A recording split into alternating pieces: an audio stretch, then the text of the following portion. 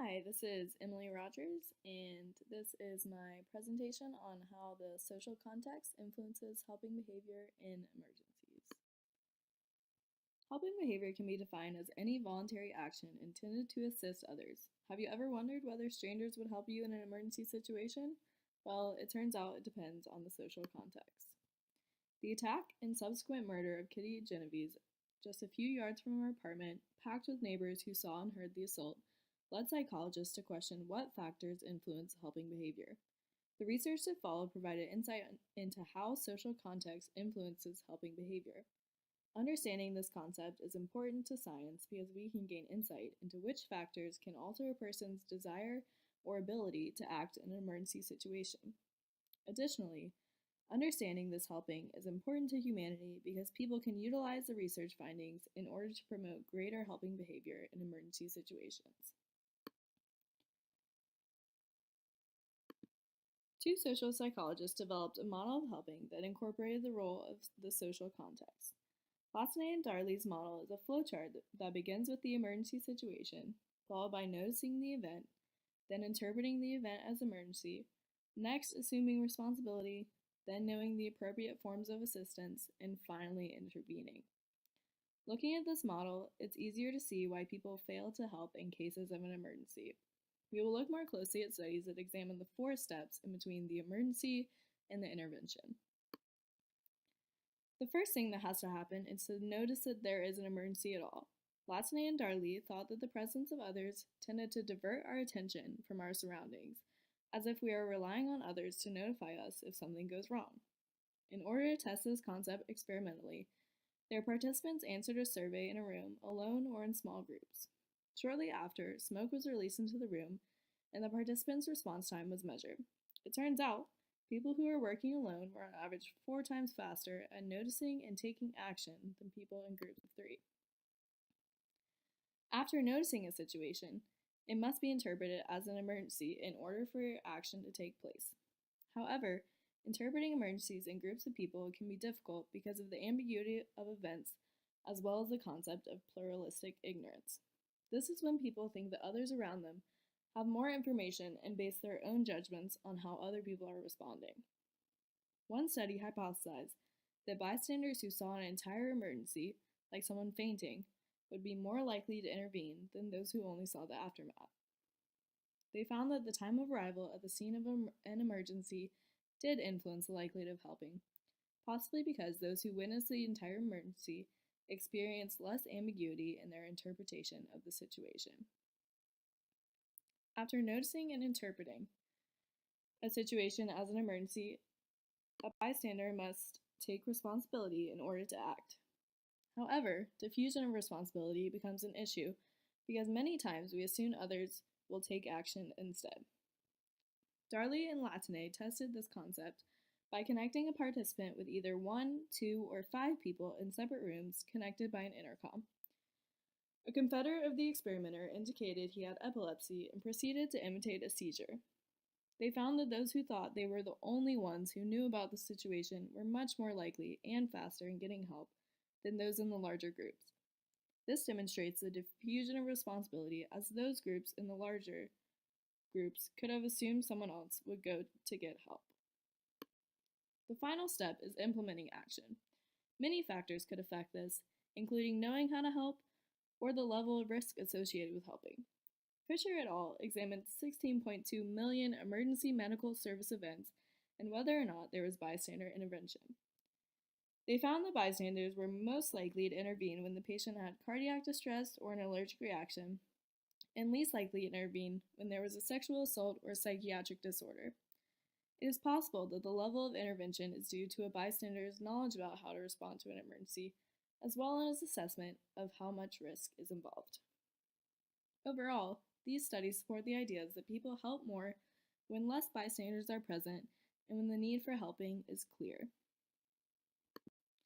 Next, we'll go over Latane and Darley's experimental methods in more detail. As most emergencies begin as ambiguous events, a bystander must first define the event as an emergency before they intervene. Latane and Darley hypothesized that an individual who sees the inaction of others in a group will judge a situation as less serious than if they were alone. Their experiment began with a subject in a waiting room filling out a questionnaire. They later faced an ambiguous but potentially dangerous situation as smoke puffed into the room from a vent in the wall. They were observed through a one-way glass, and the main dependent variable was how long the subject remained in the room before leaving to report the smoke. If they left the room and reported the smoke, they were told the situation would be taken care of.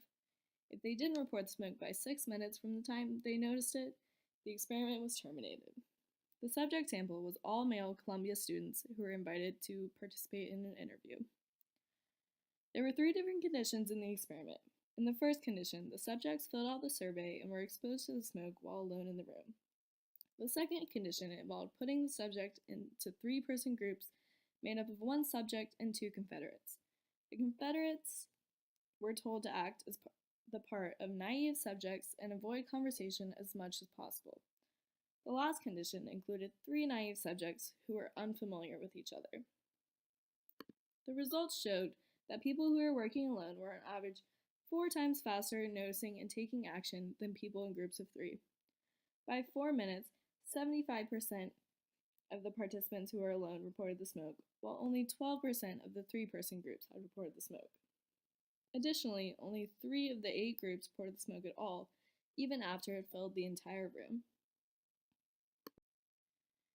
We can use the helping behavior model, as well as the results from research, to better respond to emergency situations ourselves, whether you are a bystander or someone in need. For example, the first thing that has to happen for anyone to respond to an emergency is to notice the situation to begin with. Multiple studies suggest that people often rely on those around them to have more information about a situation and then base their own judgments on how others are reacting, otherwise known as pluralistic ignorance. If we are aware of our own and others' ignorance, we can remind ourselves in any possible emergency situation that those around us don't have all the answers and are probably looking to us for guidance as well. Having this information, we can be more confident in our investigation of possible emergency situations. We can also strive to be more aware of our surroundings in order to take control of our own environments and safety. Additionally, we can be more aware of the diffusion of responsibility in groups during emergency situations. If we know we tend to assume others will take action instead of ourselves, we can address this issue if an emergency occurs. Instead of saying something like, "Someone please help," we can give more specific instructions and directly assign responsibility to individuals. For example, let's say you are in a car wreck. Instead of yelling for help, you may direct one individual to call 911 and another individual to check on the person in the other car. Assigning direct tasks eliminates any ambiguity and immediately forces responsibility on the individual. In general, we can use our understanding of helping behavior to our advantage if we encounter an emergency. Being aware of things like noticing behavior, pluralistic ignorance, and diffusion of responsibility allows us to address these behaviors effectively. Research on helping behavior continues to grow as more people realize the impact of social situations in emergencies. However, no research comes without limitations. The most striking limitation in 3 out of the 4 research articles we discussed here is the lack of diversity in the sample groups. Both Latine and Darley studies and the Polivian and Broll only use college students in their samples. Furthermore, Latine and Darley's smoke experiment only used male undergraduates. Due to the lack of diversity in age and gender, the research samples don't generalize well to the greater population. While college students are easy to access as participants, the way they respond doesn't always match what someone in the general population would do.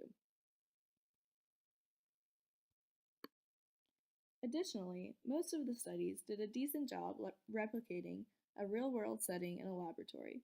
However, in Darley and Latine's seizure study, the subject was alone in a room, so they weren't able to tell how the other subjects reacted to the fit of the Confederate over the phone, and they couldn't see the emergency itself. Therefore, the effects of group size on helping are due to the perceived presence of others rather than the influence of their actions. This makes the experimental situation different from other emergencies, like a fire where bystanders interact with each other. However, the perception of others could still be an important factor in emergencies. Despite their limitations, all 4 studies effectively demonstrate how helping behavior is impacted by the social situation. Thanks for watching!